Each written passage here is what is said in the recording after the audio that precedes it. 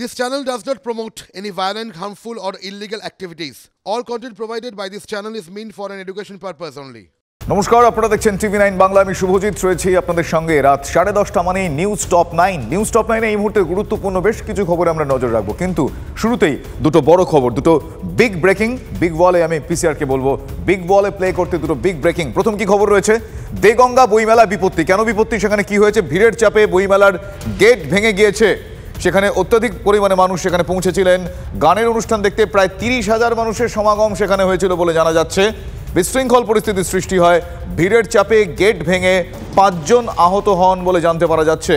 দেগঙ্গা বইমেলার ঘটনা, ব্যারিকেড ভেঙে হুড়োহুড়ির জেরেই বিপত্তি। প্রথম বিগ ব্রেকিং। পরের বিগ ব্রেকিং কি আছে দেখি। পরের খবর, হাওড়া স্টেশনের রেল ইয়ার্ডে ওভারের তার ছিঁড়ে বিপত্তি। ব্যাহত ট্রেন চলাচল। দীর্ঘক্ষণ ব্যাহত দক্ষিণ পূর্ব শাখায় ট্রেন চলাচল। এখনো পর্যন্ত যা খবর আমরা পাচ্ছি, 13, 14 এবং 15 নম্বর প্ল্যাটফর্মে থমকে যায় ট্রেন। এই দুটো বড় খবরে আমি চোখ রাখবো। তবে প্রথমেই দেগঙ্গার বইমেলা, সেই খবরে চোখ রাখছি। প্রথমেই দেগঙ্গার বইমেলা এবং সেখানে বিপত্তি। ভিড়ের চাপে বইমেলার গেট ভেঙে গিয়েছে। বইমেলা গানের অনুষ্ঠান দেখতে একসঙ্গে 30,000 মানুষ সেখানে উপস্থিত হন এবং হুড়োহুড়ি পড়ে যায় সেখানে। মানুষের চাপে গেট ভেঙে 5 জন আহত হয়েছেন বলে জানতে পারা যাচ্ছে। ভিড় নিয়ন্ত্রণে ব্যারিকেড দেওয়া হয়েছিল। ব্যারিকেড ভেঙে হুড়োহুড়ির জেরেই বিপত্তি। ঘটনার জেরে অবরুদ্ধ হয়ে পড়ে টাকি রোড। আহতদের ভর্তি করা হয়েছে হাসপাতালে। একসঙ্গে এত লোকের সমাগম হতে পারে কর্তৃপক্ষেরই ধারণা ছিল না। প্রশাসনের তরফে ব্যবস্থায় কোনো গাফিলতি ছিল কিনা প্রশ্ন উঠছে। বিশৃঙ্খলা সামাল দিতে প্রয়োজনীয় পরিকাঠামো ছিল কিনা সে প্রশ্ন উঠছে।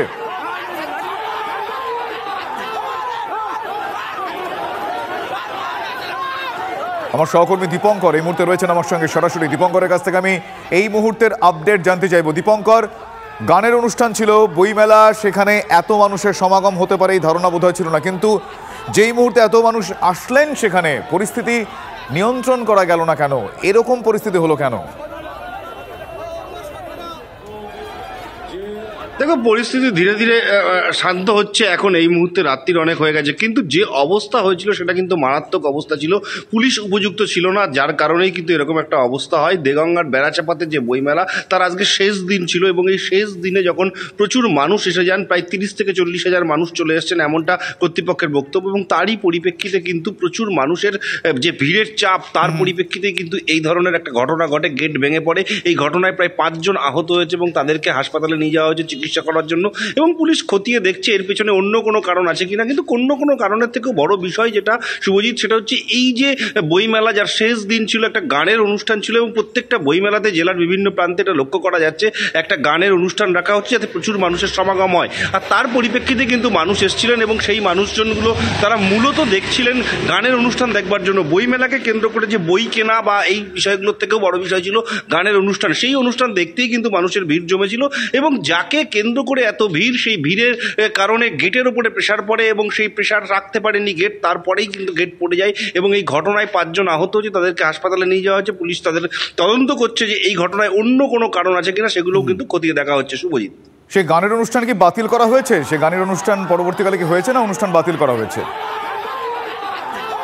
সম্পূর্ণভাবেই গানের অনুষ্ঠান বাতিল করা হয়েছে। শুধু গানের অনুষ্ঠান বাতিল করা হয়েছে তাই নয়, আজকে যেহেতু দেগঙ্গার এই বইমেলার শেষ দিন ছিল এবং তার পরিপ্রেক্ষিতেই কিন্তু যে শেষ দিন হওয়ার কারণে সম্পূর্ণটাই আজকে প্রায় মানে বন্ধ হয়ে গেল এবং গানের যে অনুষ্ঠান, সেই অনুষ্ঠান বাতিল করা হলেও বইমেলা যে সময়ে ঘটনা ঘটেছে তারপর থেকে যে সময় পর্যন্ত বইমেলা নির্দিষ্ট সময় সেটা চললেও গানের যে অনুষ্ঠান, সেই অনুষ্ঠান কিন্তু বাতিল করে দেওয়া হয়। এই ঘটনায় যারা আহত হয়েছে তাদেরকে গুরুতর হাসপাতালে আহত অবস্থায় তাদেরকে চিকিৎসার জন্য হাসপাতালে নিয়ে যাওয়া হয়েছে। পুলিশ গোটা ঘটনা খতিয়ে দেখছে। এই ঘটনায় আর কেউ কোনো জায়গায়, যেহেতু রাতের সময় অন্ধকার, অন্য কেউ কোথাও ছড়িয়ে ছিটিয়ে আহত হয়ে পড়ে আছেন কিনা সেগুলোও কিন্তু খতিয়ে দেখা হচ্ছে এবং এই ঘটনায় কারোর প্রকৃতপক্ষে কোনো দোষ আছে কিনা সেটাও খতিয়ে দেখা হচ্ছে।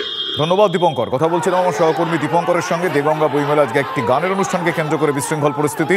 প্রায় 30,000 মানুষের সমাগম হয় সেখানে, কিন্তু পরিস্থিতি একেবারেই হাতের বাইরে চলে যায়। 5 জন আহত হয়েছেন, তারা এই মুহূর্তে হাসপাতালে চিকিৎসাধীন।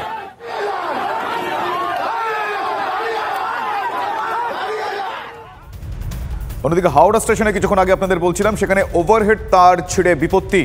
রেল ইয়ার্ডের কাছে ওভারহেড তার ছিঁড়ে যায়। 13, 14 এবং 15 নম্বর প্ল্যাটফর্মে দাঁড়িয়ে পড়ে একাধিক লোকাল ট্রেন। ব্যাহত হয় দক্ষিণ পূর্ব শাখার ট্রেন চলাচল। বাতিল করা হয় আমতা, পাঁশকুড়া, খড়গপুর লোকাল। অফিস ফেরত যাত্রীদের দুর্ভোগ। ট্রেন পরিষেবা বন্ধ থাকায় নিত্যযাত্রীরাও ক্ষুব্ধ। পরিস্থিতি স্বাভাবিক করতে দ্রুত ঘটনাস্থলে পৌঁছন রেলের আধিকারিকরা। আমার সহকর্মী সুব্রত রয়েছেন এই মুহূর্তে আমার সঙ্গে টেলিফোনে। সুব্রত, কি আপডেট এখন এই মুহূর্তে, কি পরিস্থিতি সেখানে? দেখো, সন্ধ্যা 7:30 নাগাদ এই ঘটনাটি ঘটে 13 হাওড়া স্টেশনের 13, 14 এবং 15 নম্বর প্ল্যাটফর্ম দক্ষিণ পূর্ব রেলওয়ে। সেখানে কিন্তু ওভারহেডের তার ছিঁড়ে যায় এবং যার ফলে সিগন্যালের বিপত্তি হয়। যে সিগন্যালের বিপত্তির ফলে সমস্ত রকম লোকাল ট্রেন বন্ধ হয়ে যায় দক্ষিণ পূর্ব শাখায়। পাশাপাশি তোমাকে বলে রাখবো, বেশ কিছু লোকাল ট্রেন যেমন তোমার সেই ট্রেনগুলিকে বাতিল করে দেওয়া হয়েছে এবং পাশাপাশি সপ্তাহান্তে যেসব যাত্রীরা তারা বাড়ির উদ্দেশ্যে বা গন্তব্যের উদ্দেশ্যে রওনা দিচ্ছিলেন তারা সমস্যায় পড়ে যান এবং দক্ষিণ পূর্ব রেলের মুখ্য জনসংখ্যা আধিকারিক তার সঙ্গে কথা বলে যেটা জানতে পারা যাচ্ছে, 13 নম্বর প্ল্যাটফর্মে যে তার ছিঁড়ে গেছিল তার মেরামতি হওয়ার পরে কিন্তু ট্রেন চলাচল কিছুটা হলেও 13 নম্বর প্ল্যাটফর্মে সচল হলেও 14 এবং 15 নম্বর প্ল্যাটফর্মে কিন্তু এখনো পর্যন্ত কাজ চলছে এবং সেই কাজ দ্রুততার সঙ্গে তা সম্পন্ন করা হবে। পাশাপাশি তোমাকে আরো জানিয়ে রাখবো, সাঁতরাগাছি স্টেশনে সেই মুহূর্তে কিন্তু যাত্রীদের বিক্ষোভ হয় এবং কয়েক মিনিটের জন্য কিন্তু ট্রেন মানে অবরোধ করা হয় এবং পাশাপাশি তারা কিন্তু বিকল্প রাস্তার জন্য তারা সাঁতরাগাছি যে জাতীয় সড়ক, সেই জাতীয় সড়কে তারা আছেন অন্য গাড়ি ধরে তারা বাড়ি ফেরার জন্য। সব মিলিয়ে বলা যেতে পারে যে এরকম একটা ব্যস্ত সময় ট্রেনের এই ওভারহেডে তার ছিঁড়ে যাওয়া সিগন্যাল বিপত্তি রাজ্যের কিন্তু যাত্রী ভোগান্তি একদম চূড়ান্ত পর্যায়ে পৌঁছায়। শুভজিৎ, ধন্যবাদ সুব্রত। ওই তো ড্রাইভার বলে তার ছিঁড়ে গেছে, ওই জন্য ট্রেন দাঁড়িয়ে আছে। 7:15 ট্রেন না, ও বলে লাইন ছিঁড়ে গেছে ও পাশে, ওই জন্য দাঁড়িয়ে আছে। হ্যাঁ, অসুবিধা হবে না, ও বলছে সিগন্যাল পেলেই ছাড়বে। একদিনের কেস না, এটা প্রতিদিনই হয়। রাম মন্দির উদ্বোধনের আগে যেন ভেঁপু আরও একবার জোরে বাজিয়ে দিলেন প্রধানমন্ত্রী। অযোধ্যার নমর মুখে রামের জয়ধ্বনি, বললেন 22শে জানুয়ারির অপেক্ষার দেশ, বিশ্বকে দিশা দেখাবে অযোধ্যা। মন্দির উদ্বোধনের দিন ঘরে ঘরে প্রদীপ জ্বালাতে দেশবাসীর কাছে আহ্বান করেছেন প্রধানমন্ত্রী। অযোধ্যার মঞ্চ থেকে এই দিন নেতাজির প্রসঙ্গ টেনে আনেন নরেন্দ্র মোদী। 22 जनवरी के ऐतिहासिक क्षण का इंतजार कर रही है। রাম মন্দিরের উদ্বোধন হতে এখনো 3 সপ্তাহ বাকি, তার অনেক আগে থেকেই অযোধ্যায় উন্মাদনা। মধ্যমণি প্রধানমন্ত্রী।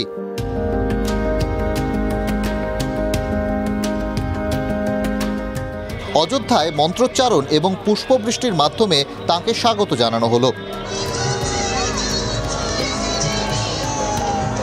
মোদির মেগা রোড শো দেখল অযোধ্যা। অযোধ্যা থেকে 46টি পরিকাঠামো প্রকল্পের উন্নয়ন করলেন মোদি, যার সব মিলিয়ে খরচ 15,700 কোটি। রামতীর্থ থেকে প্রধানমন্ত্রীর বার্তা, দেশকে দিশা দেখাবে অযোধ্যা। 22শে জানুয়ারি অযোধ্যায় রাম মন্দির উদ্বোধনের অপেক্ষায় দুনিয়া। শরতে অকাল বোধন করেছিলেন রামচন্দ্র, আর সেই রামচন্দ্রের মন্দির প্রতিষ্ঠার দিনই অকাল দীপাবলির ডাক দিলেন প্রধানমন্ত্রী নরেন্দ্র মোদী। এই ষড়যুক্তির প্রত্যেকবার দীপাবলির দিন দীপোৎসবে সেজে ওঠে। ঠিক তারই অনুকরণে যেদিন রাম মন্দির প্রতিষ্ঠা হবে অর্থাৎ 22শে জানুয়ারি, দেশের প্রত্যেক হিন্দুর ঘরে ঘরে दीप जलानोर डाक दिलेन प्रधानमंत्री नरेंद्र मोदी। 22 जनवरी को जब अयोध्या में प्रभु राम विराजमान हो, अपने घरों में भी श्री राम ज्योति जलाएं, दीपावली मनाएं। लोकसभा भोटेर आगे राम अस्त्रे शुधु शान देवाई नय, प्रधानमंत्रीर मुखे उठे आसे नेताजीर प्रसंग। आज के ही दिन 1943 में नेताजी सुभाष चंद्र बोस ने अंडमान में झंडा फहराकर भारत की आजादी का जयघोष किया था। मंदिर उद्बोधनेर आगे अयोध्याय प्रधानमंत्री सफर। बिरोधीदेर अभियोग धर्म निये राजनीति करছে বিজেপি। धर्म प्रचार राजनीति दिए হয় না, धर्म प्रचार एकमात्र सेवा दिए হয় এবং সেবাই परम धर्म। ধর্মপ্রাণ মানুষকে কার্যত রাজনীতির স্বার্থে ব্যবহার করা হচ্ছে বা ধর্মকে ব্যবহার করা হচ্ছে রাজনীতির স্বার্থে, এবং তাতে ধর্মকে কার্যত কলুষিতই করা হয়। বিমানবন্দর উদ্বোধনের মঞ্চ থেকে প্রধানমন্ত্রী আরও একবার দাবি করেন, তিনি যা বলেন তা করে দেখান, এটাই মোদির গ্যারান্টি। ভোটে এই গ্যারান্টি কি বিজেপির বাজি হতে চলেছে? Bureau report, TV9 Bangla. Ujjwala যোজনার এক উপভোক্তার বাড়িতে নরেন্দ্র মোদী, এক মহিলার বাড়িতে চা খেলেন প্রধানমন্ত্রী। অযোধ্যার ঠাসা কর্মসূচি মোদীর। রোড শো কর্মসূচির পর ওই মহিলার বাড়িতে যান প্রধানমন্ত্রী নরেন্দ্র মোদী।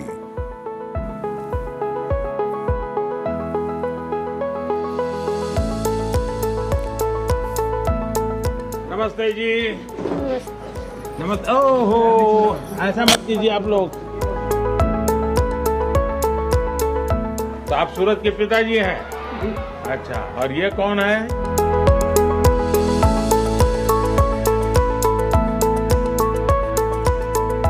मालूम है मैं क्यों आया हूँ आपके घर? है मेरा मालूम है? ऐसा है कि हमने देश में 10 करोड़ घरों में जी ये गैस का सिलेंडर दिया जी और आपका नंबर लग गया 10 करोड़ बा। जी तो इसलिए मैंने सोचा जिसको 10 करोड़ मिला है मैं उसके घर जाऊंगा। तो बोले भाई अयोध्या में ही मिला है। जी मैंने कहा चलो भाई मेरा के घर चले आए। हाँ। चलिए अच्छा हुआ आप मेरे घर पधार। तो क्या पकाती हो इस पर? अभी तो आज दाल चावल सब्जी पकाए हैं, आपके लिए चाय बनाए हैं। चाय बनाए? जी। तो पिलाओ ना फिर।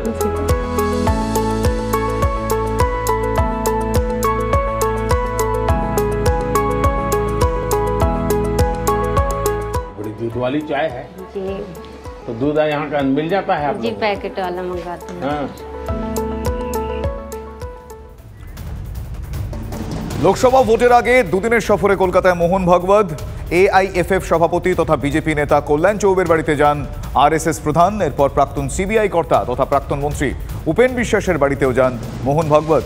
কল্যাণ চৌবে জানিয়েছেন খেলা এবং পড়াশোনার বিষয়ে ভাগবতের সঙ্গে তার কথা হয়। ভাগবতের মতো ব্যক্তিত্ব তার বাড়িতে যে এলেন এতে অবাক হয়েছেন উপেন বিশ্বাস। রবিবার অভিনেতা ভিক্টর ব্যানার্জি এবং তবলজি বিক্রম ঘোষের সঙ্গে দেখা করবেন তিনি, করার কথা রয়েছে সংঘ প্রধানের, এমনটাই সূত্রের খবর। মাননীয় মোহনজিও খেলা তার ভীষণ প্রিয়। খেলা এবং শিক্ষা দুটোকে কীভাবে একত্রিত করা যায় সেই বিষয়ে উনি উল্লেখ করেছেন। মানে আমার কাছে না, আমি তো কিছুতেই বুঝতে পারছিলাম না যে মানে আরএসএস এর চিফ আসবে আমাদের বাড়িতে। এটা আমার কাছে মানে বিয়ন্ড মাই ইমাজিনেশন ভাই থেকে গেল। উনি কিন্তু কি হচ্ছে যে মিসেস বিশ্বাসের একটা আমাদের because of or long years of যে ও কেউ যদি বাড়িতে আসে তাকে আমরা আপ্যায়ন করব, তাকে সেইভাবে রিসিভ করব, সেই হিসেবে তাকে কিছু স্মল আমাদের একটা ইয়ে আছে, ফ্যামিলি ট্রাস্ট আছে, তার কিছু সোভেনির আছে, সেই সোভেনির দিয়েছি।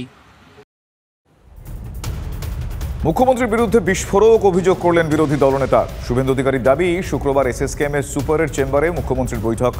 সুজয় কৃষ্ণ ভদ্রের বিষয়ে আলোচনা হয়েছে। বিরোধী দলনেতার দাবি, এসএসকেএমে ভর্তি থাকা জ্যোতিপ্রিয় মল্লিকের সঙ্গে ইন্টারকমে কথা বলেন মুখ্যমন্ত্রী। শুভেন্দুর আরও অভিযোগ, রাতে মমতার বাড়িতে বৈঠকে কিভাবে লোকসভা ভোট লুট করা হবে তা নিয়ে আলোচনা চলে। শুভেন্দুর বক্তব্যকে হাতিয়ার করে সিপিআইএম নেতা সুজন চক্রবর্তীর অভিযোগ, বেআইনি কাজ করেছেন মুখ্যমন্ত্রী। যাবতীয় অভিযোগ উড়িয়ে কুণাল ঘোষের পাল্টা দাবি, শুভেন্দুর দাবি কাল্পনিক এবং ভিত্তিহীন। দুটো মিটিংয়ের খবর নিই। গতকাল 2:45 মুখ্যমন্ত্রী পিজি হসপিটালের সুপারের চেম্বারে বসেছিলেন।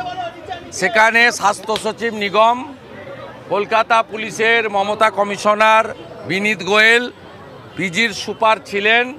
সন্ধ্যে 7টা অবধি মিটিং চলেছে এবং আমার কাছে স্পেসিফিক খবর আছে সুজয় কৃষ্ণ ভদ্র, তার ব্যাপারে আলোচনা হয়েছে এবং মুখ্যমন্ত্রী ওখান থেকে কাস্টডিতে থাকা জ্যোতিপ্রিয় মল্লিক তার সঙ্গেও ইন্টারক্যামে কথা বলেছেন।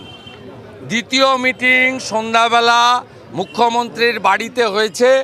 সেখানে মুখ্যমন্ত্রী ছিলেন, তার ভাইপো ছিলেন এবং সেখানে নতুন ডিজি রাজীব কুমার ছিলেন। সেখানেও 1.5 ঘন্টা আলোচনা হয়েছে কিভাবে পশ্চিমবঙ্গে লোকসভা নির্বাচন লুট করা যায়। মমতা ব্যানার্জি গেলেন হাসপাতালে, চিকিৎসা তো হলো, তারপরে ফুসফাস মিটিংগুলো কার সাথে করলেন? ইন্টারকমে জ্যোতিপ্রিয়র সঙ্গে কথা বললেন। জ্যোতিপ্রিয় মল্লিক তো কার্যত জেলবন্দি, তার সাথে কথা বলার কথা নয় মুখ্যমন্ত্রীর, এবং তার সঙ্গে কথা বলবার জন্য বিশেষ ব্যবস্থা করলেন। সুজয়কৃষ্ণ ভদ্র তার গলা আর যাতে ঠিক না হয় অথবা ভয়েস যাতে গন্ডগোল হয়ে যায় তার মতো কি ব্যবস্থা করা যায় তাই নিয়ে কি হাসপাতালে আলোচনা করলেন? মুখ্যমন্ত্রী স্বাস্থ্যমন্ত্রী হিসেবে স্বাস্থ্য ব্যবস্থাটাকে কার্যত বানচাল করার মতন করে নিজের স্বার্থে হাসপাতালকে পরিচালনা করার জন্য মুভ করলেন। এটা খুব বেঠিক যে বেআইনি কাজ করলেন, সুজয়কৃষ্ণ ভদ্রর প্রসঙ্গেই হোক আর জ্যোতিপ্রিয় মল্লিকের প্রসঙ্গেই হোক। সর্বৈব কাল্পনিক, ভিত্তিহীন, মিথ্যাচার, এর কি জবাব হতে পারে? যা মুখে আসছে এটা দিশাহীন, পাগল, সব জায়গায় এই ধরনের মন্তব্য করে যাচ্ছে। একদম একটা রুটিন চেক আপ এবং একটা ছোট চিকিৎসার বিষয় ছিল, মুখ্যমন্ত্রী গিয়েছেন, সেটি সেরেছেন এবং সেখান থেকে আবার বাড়ি চলে এসেছেন। তাকে কেন্দ্র করে এই ধরনের মিথ্যাচার এবং একসময় এই মুখ্যমন্ত্রীর পায়ে লুটিয়ে পড়ে থেকে নিজের এবং তার পরিবারের লোকেদের রাজনৈতিক প্রতিষ্ঠা, একের পর এক পদ, ক্ষমতা ইত্যাদি, তারপরে এত বড় মিথ্যাচার, এ ভগবান ক্ষমা করবে না।